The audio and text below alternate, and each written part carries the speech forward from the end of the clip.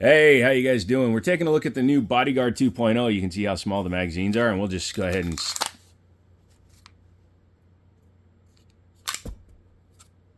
Oh, this is the M&P 2.0. Sorry. Wrong gun. Today we're taking a look at the Smith & Wesson Bodyguard 2.0. I'm just kidding. It landed on a blanket. It's fine. Shh. Don't tell Jacob.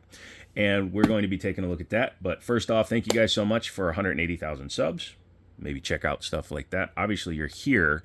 But if you Google, maybe something will come up for you. But inside the box, you get your Smith & Wesson M&P 2.0. I wonder where it came from. It's about the same size. Oh, wait, no, it's not. It's much smaller than the sign. But yes, this is the striker-fired polymer frame steel slided upgrade to the original Bodyguard. The original Bodyguard is a pain in the ass to shoot, plain and simple. This is a much improved variant of that gun, so we'll be talking about that. Inside the box, you get a little thing that the gun comes in, a gun lock, and your pamphlets, as well as 10-rounder in the gun and a 12-rounder for your spare. Nice, or your backup.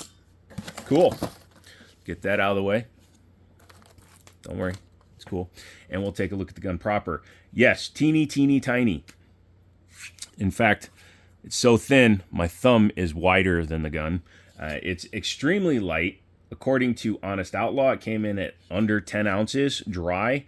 That is incredible. I think that even makes it as light, if not lighter, than the Kel-Tec P3AT, which is also a 380 gun, so that's amazing. The double stack to single stack magazine design allows them to get 10 rounds into that teeny tiny of a gun. And for example, or for comparison, this is a Glock 19, right? Glock 19 is a compact firearm. This is minuscule packed gun, so very small. 10 plus 1 in the flush fit, and then you go with a little bit of an extended base pad, and you get 12 plus 1. Honestly, I prefer that, and it still doesn't even stick out on my hand. So honestly, concealed carrying one with a 12-round grip or mag is not a problem, and you can always, swap out mags at any time. Very good. Has the standard Smith & Wesson kind of design idiom with their front and rear slide serrations. Looks really nice, and they are functional. I don't have really good hands, but I'm still able to manipulate the firearm well. Has single-sided slide lock, slide release, as well as the takedown. The magazine release kind of looks like it's reversible, but I don't know. Don't quote me 100% sure. The back strap and the front strap are checkered, and then it's slightly smooth on the side. Again, one of those things that kind of makes sense for a carry gun, because if it's going to be rubbing up against your body all day long, do you really want sandpaper there? So if you do an appendix carry inside the pocket carry, etc., it's better to have it slightly smooth on the sides, which are slightly raised, and then have all your grip back here. That grip texture on there is very solid, so once you start shooting, the gun's going to stay there. Single action trigger with a trigger safety. And like a lot of guns I see where they want to improve the feel of the gun, they've added a little bit of plastic right here where my finger is. You can see it right there. That prevents over travel of the trigger. So if that wasn't there, the trigger would just come all the way back until it fully interferes with the trigger guard. So that's how they can create a shorter feeling trigger, because the trigger just can't go back any farther. Pretty interesting. Trigger feels a lot better than the 1.0. The 1.0's had a pretty crappy trigger.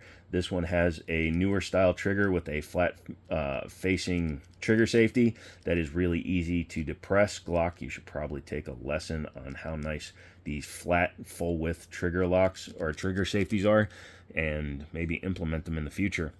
Has a really nice sight setup. It is high vis front with a U-notch rear. Obviously, like I said, because of how thin it is, you can see the whole gun is narrower than my thumb. You cannot put optics on this. It's not cut for it. It's not capable of running them. That being said, there is probably somebody out there that can run like the ATI Moxie style if it's got screws going this way to hold the plate down, but that's a lot of work for an M&P 2.0 Bodyguard. So do you really want to do that?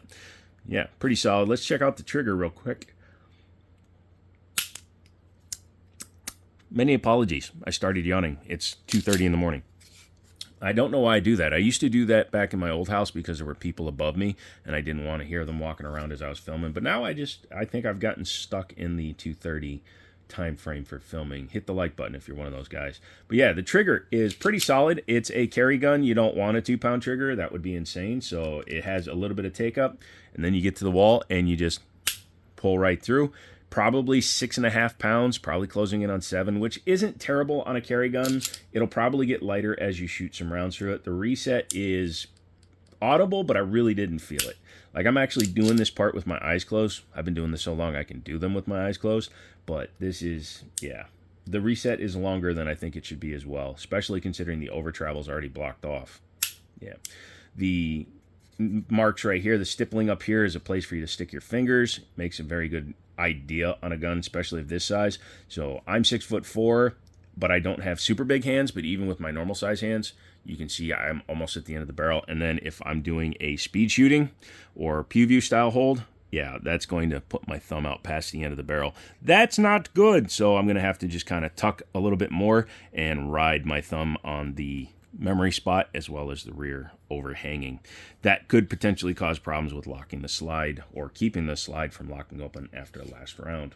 Pretty nice. The 10 rounder fits absolutely flush, which is nice and easy to drop free. And then your 12 rounder gives you a little bit of extra room to hold the gun. I can hold the 10 rounder okay, but the 12 rounder just makes it feel that much better in my opinion. And I think everybody else would agree with that. So,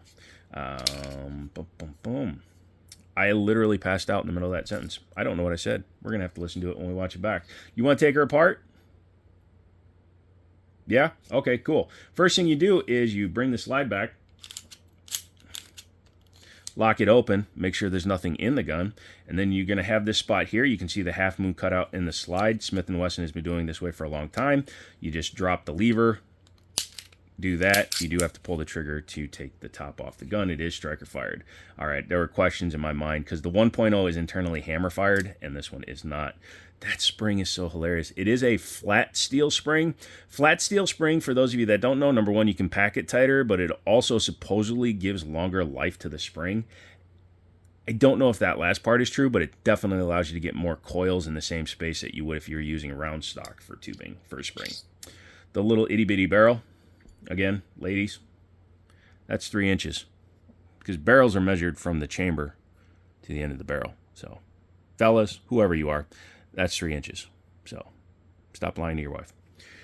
Looking inside, it does have a firing pin block. Literally, it just looks like a gun was put into a program and just shrunk by, so this is like a 70% gun. It's almost comically small.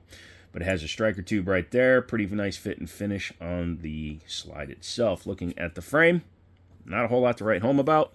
Yeah, so there's your striker assembly. Yeah, so everything back there is normal. Itty bitty ejector.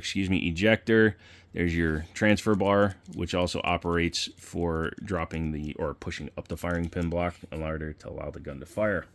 Yeah, pretty solid. Let's say we put it back together. Let's say. What say you? What do. Okay, is that there? So just like any other polymer Wonder 9 kind of gun, you just do that, slide it back, bring it all the way back. This gun is very stiff since it's brand new. Ow!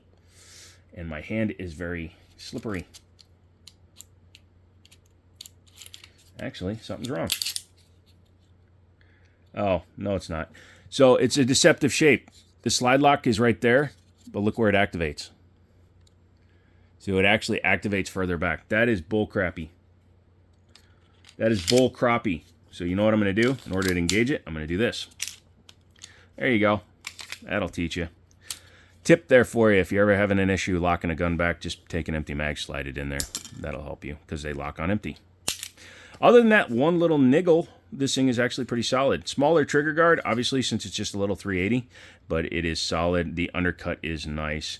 And these guns run in the $400 range-ish. And for that kind of money, I wonder where you can get one.